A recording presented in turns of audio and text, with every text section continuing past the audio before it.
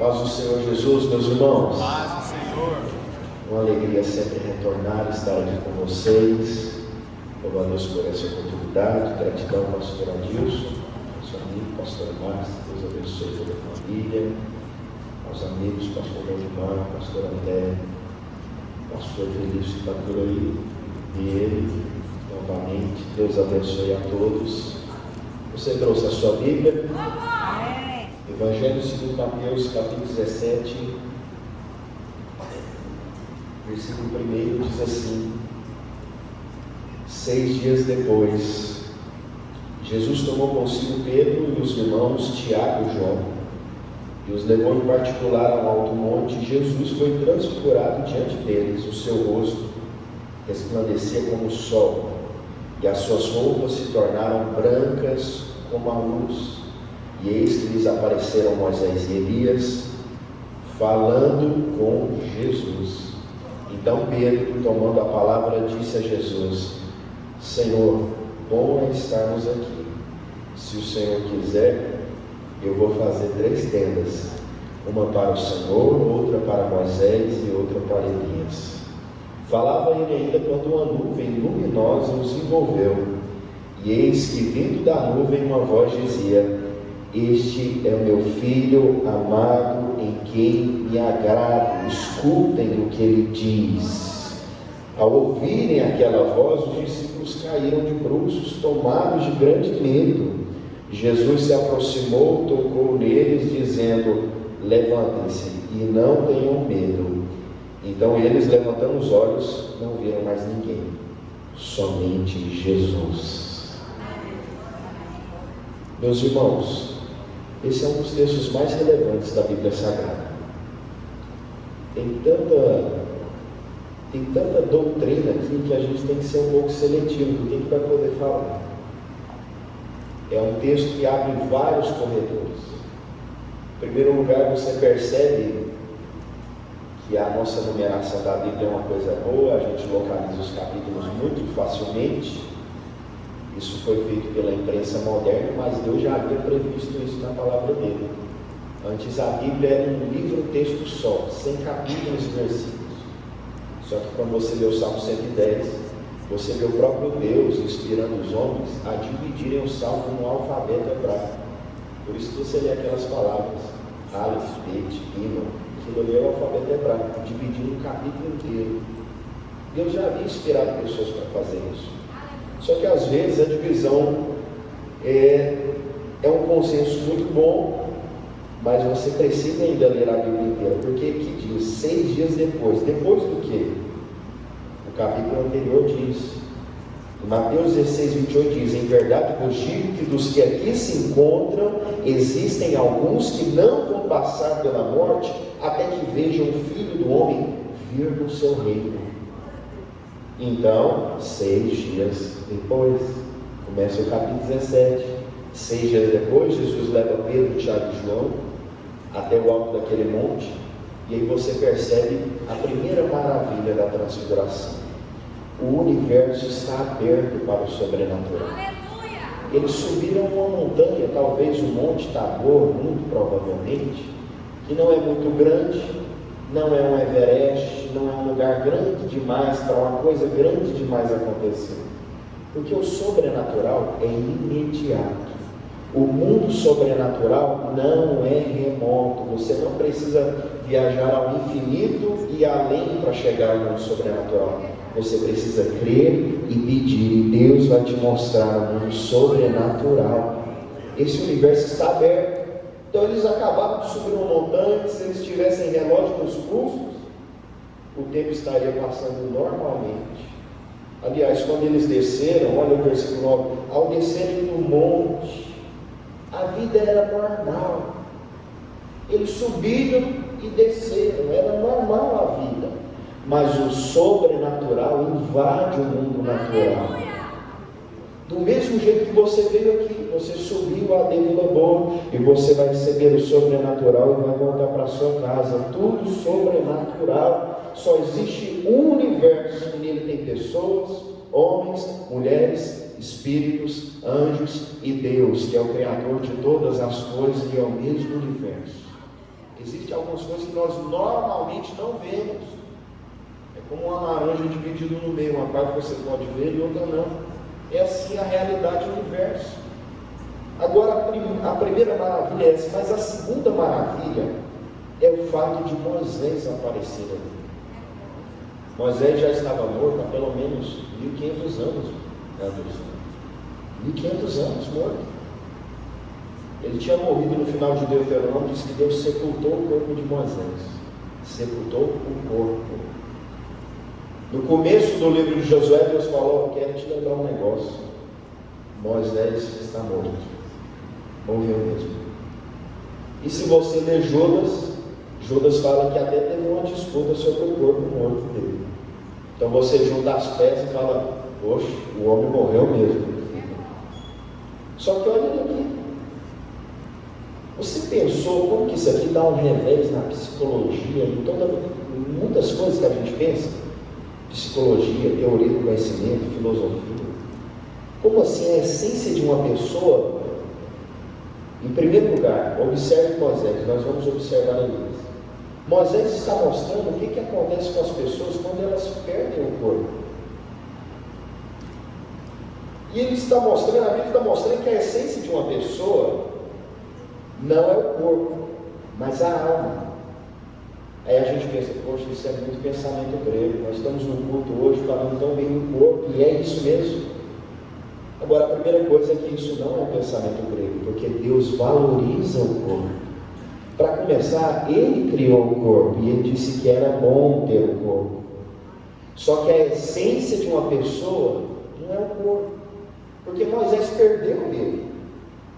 Mas eles não chamaram ele aqui de Gasparzinho ou Fantasminha. Eles disseram: é Moisés, é ele, é a pessoa dele. A essência dele é a alma dele. Então a segunda maravilha da transfiguração é a gente entender o que é que acontece após a morte do corpo. O que acontece após a morte do corpo? A consciência continua. A mentalidade hebraica sempre pressupôs isso. A mentalidade hebraica pressupunha tanto isso que Deus teve que fazer uma lei proibindo a necromancia, a tentativa de dialogar com a consciência dos mortos no pós-vida. Era tão forte que Deus teve que proibir, tentar usar magia, superstição, qualquer coisa, para tentar cessar, porque eles queriam demais. Aí você observa que Saul tentou isso.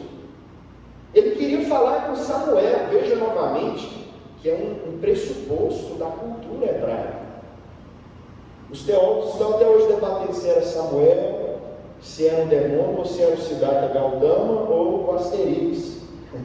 Eles estão debatendo até hoje, mas eles perderam o ponto. O ponto não era quem é, o ponto é o que Saul acreditava.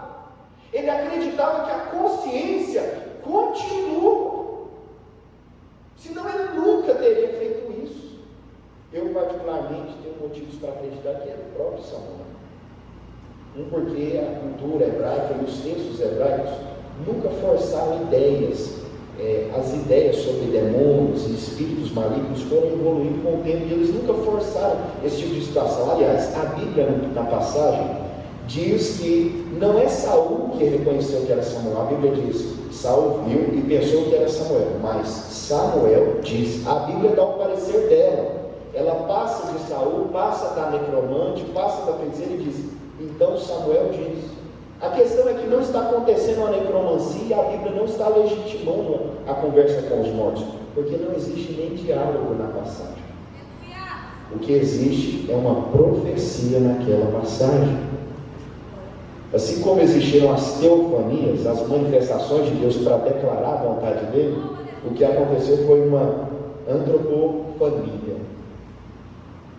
Por algum motivo misterioso, Deus teria trazido, talvez, Samuel. Isso é possível. Por que não? E sem legitimar, não existe nenhuma legitimidade, porque a Bíblia não diz que isso foi por causa de um poder de necromancia, um poder de feitiçaria. Isso seria um ato soberano de Deus. Mas veja que eles pressupunham isso. Eles pressupunham tanto que a consciência continua no pós-vida, que um dos nomes que os hebreus davam para os cemitérios deles eram Bet Shaim, a casa dos vivos. É um nome bem estranho para dar para um cemitério, né? Aí Jesus está debatendo com os saduceus. Eles dizem que não existe pós-vida. Aí Jesus diz: então como que Deus é Deus de Abraão? Quando Deus vai invocar que Ele é Deus de alguma coisa, Ele fala que Ele é Deus da poeira. O corpo de Abraão não existe mais. Deus é Deus de uma coisa que não existe.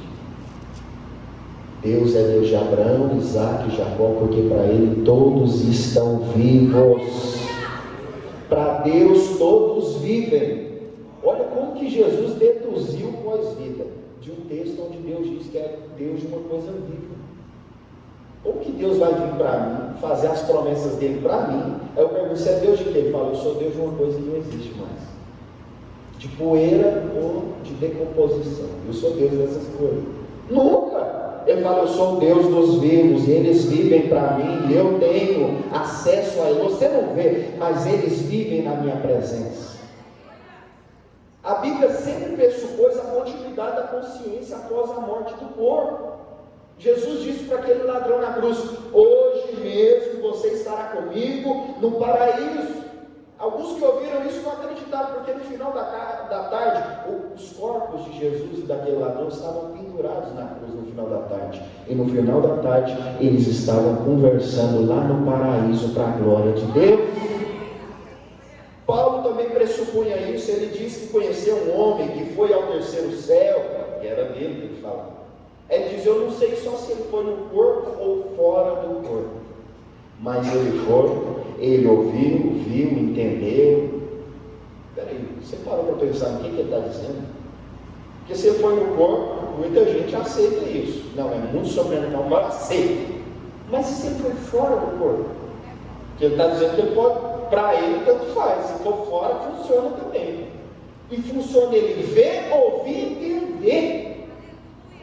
Sem um cérebro, sem um sistema nervoso, sem juntas e medulas, ele vê, ouvir, entender. Deus ainda dizer: você não pode contar o que viu aqui.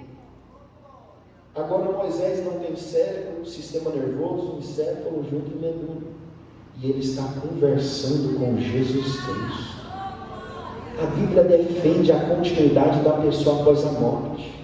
Todos os apóstolos hebreus criam nisso. João, lá em Apocalipse 6 diz: eu vi quando eles martirizaram as pessoas e ceifaram a vida delas, mas eu vi as almas delas debaixo do altar, conscientes e dizendo: até quando, Senhor, não julgas o nosso sangue? João acreditava nisso. Todos eles estavam juntos nisso. Eles defendiam isso e eles sabiam que quando deixassem o corpo, como Pedro diz na sua carta, eles estariam com o Senhor. Isso é bom.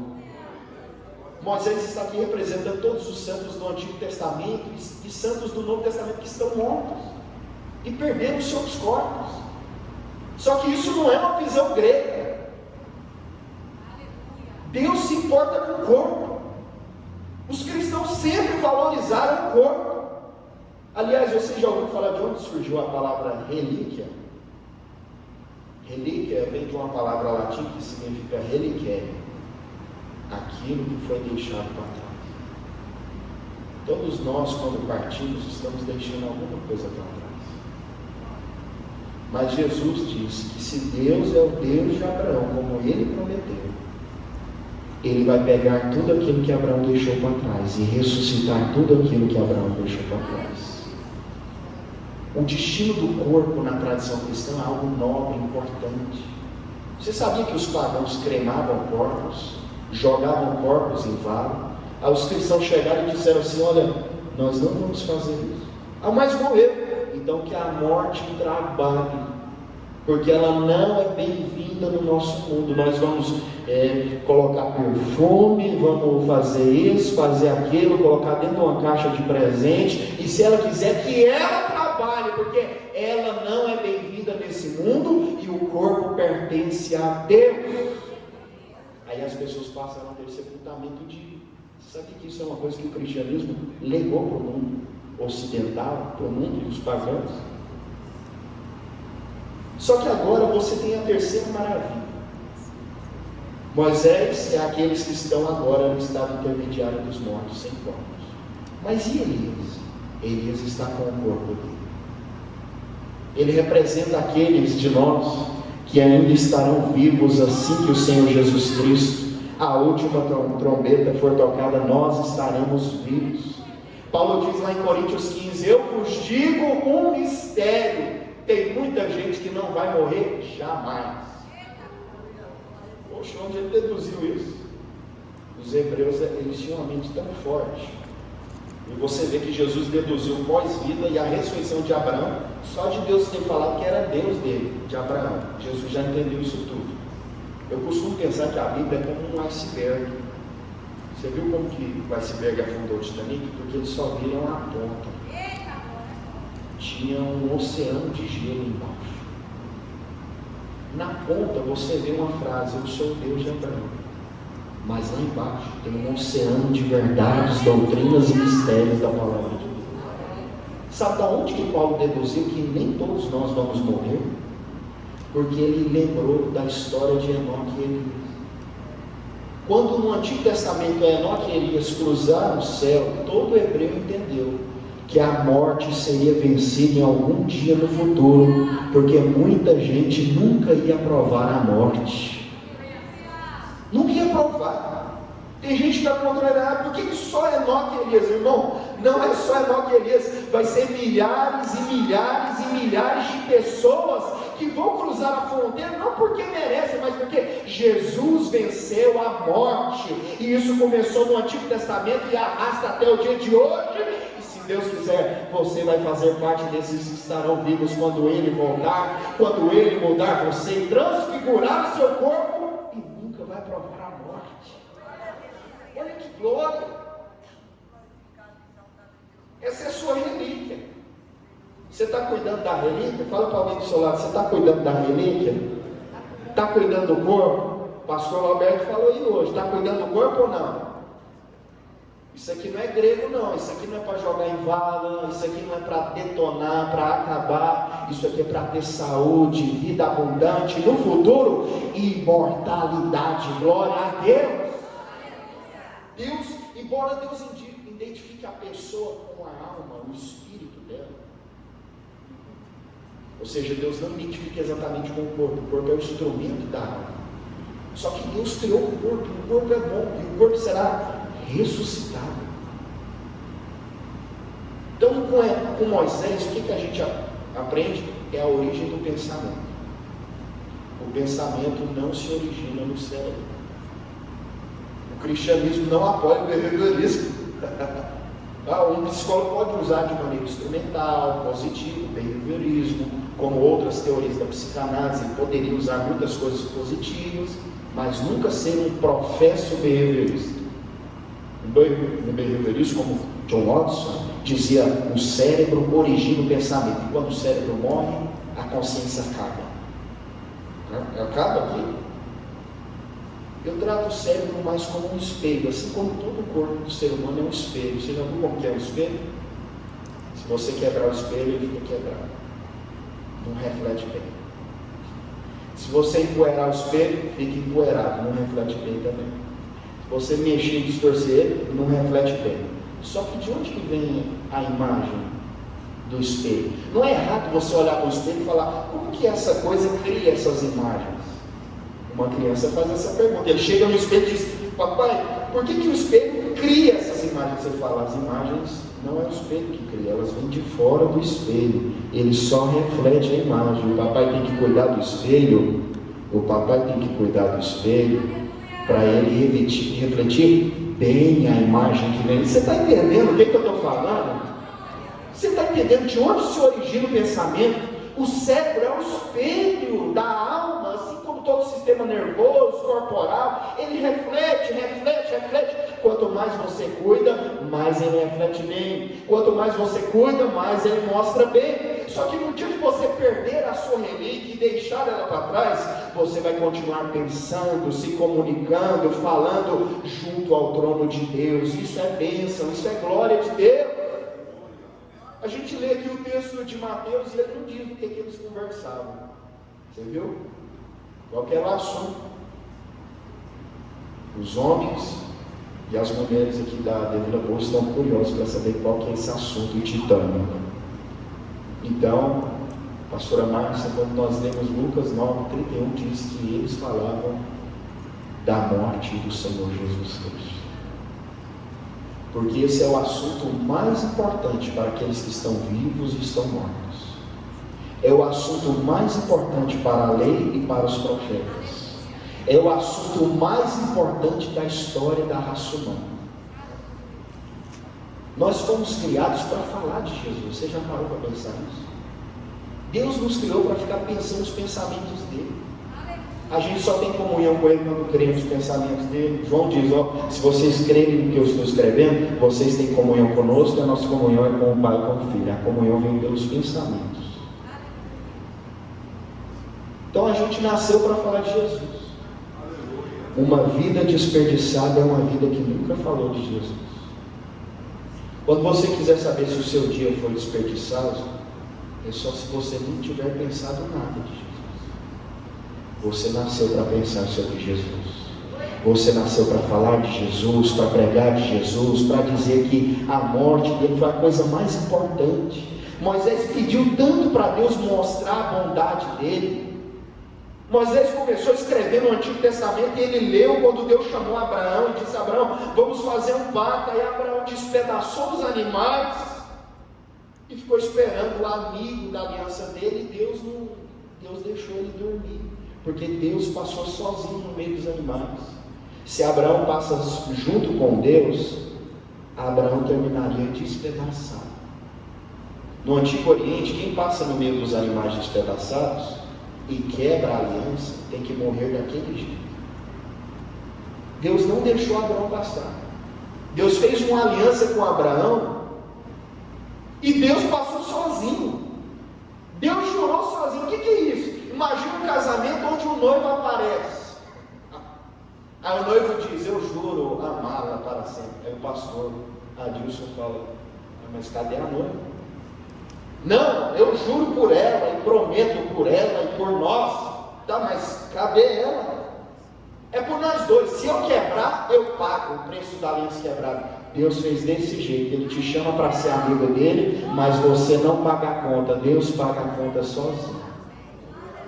Aliás, Deus uma vez falou para Abraão levar o filho dele para ser despedaçado. Só que quem terminou despedaçado não foi o filho de Abraão, foi o filho de Deus que terminou despedaçado. E porque ele terminou despedaçado, essas pessoas que já morreram têm esperança. As pessoas que foram trasladadas têm esperança. E você que está aqui vivo hoje, você tem esperança, porque o Filho de Deus morreu despedaçado. Ele morreu no seu lugar, e essa é a coisa mais importante no universo para a gente falar. Ele colocou uma árvore em cada lugar do nosso planeta, para que quando uma pessoa passasse na frente de uma árvore, ele lembrasse daquele da árvore que ele canta. Eu olho as florestas e eu lembro da cruz do seu filho, porque Deus criou uma árvore para que a gente lembrasse que quem morre pendurado num pedaço de madeira é maldito de Deus. E agora onde você passa, você se lembra que teve alguém que morreu pendurado num pedaço de madeira. Naquele dia as árvores condenarão todos os homens no juízo de Deus. Tudo nesse universo é sobre Jesus. Tudo na realidade é sobre Jesus. Ele é o mais importante. Moisés e Elias desapareceram e eles levantaram os olhos e eles viram somente Jesus Cristo. E você tem que ver somente Jesus Cristo hoje. Ele é a grande maravilha da realidade de todas as coisas. Jesus é o centro da história, Jesus é o centro das pessoas, é o centro da nossa vida, da nossa existência. Jesus é o melhor nome quando alguém nasce.